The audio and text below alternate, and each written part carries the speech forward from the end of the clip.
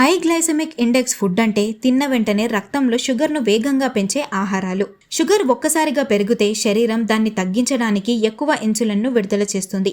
ఇలా తరచూ షుగర్ పెరుగుతూ తగ్గుతూ ఉంటే శరీరంలో కొవ్వు నిల్వ అవుతుంది, ఆకలి ఎక్కువేస్తుంది మరియు క్రేవింగ్స్ వస్తాయి. తిన్న తర్వాత కూడా అలసటగా ఉంటుంది. క్రమంగా ఇన్సులిన్ రెసిస్టెన్స్ కూడా ఏర్పడుతుంది. హై జిఐ ఫుడ్స్ ఉదాహరణకు చక్కెర, స్వీట్స్, మైదా పదార్థాలు, చక్కెర కలిపిన డ్రింక్స్, ప్యాక్డ్ జ్యూసెస్, పాలిష్ చేసిన బియ్యం, ప్రాసెస్డ్ సీరియల్స్.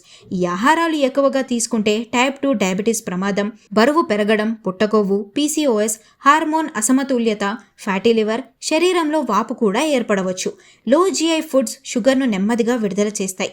దాంతో మన శరీరంలో ఎనర్జీ, మూడ్, ఆకలి బ్యాలెన్స్డ్గా ఉంటాయి. అందుకే హోల్ గ్రెయిన్స్, ఫైబర్ ఎక్కువగా ఉన్న ఆహారం, సరైన ప్రోటీన్, మంచి కొవ్వులు ఎంచుకోవడం మంచిది.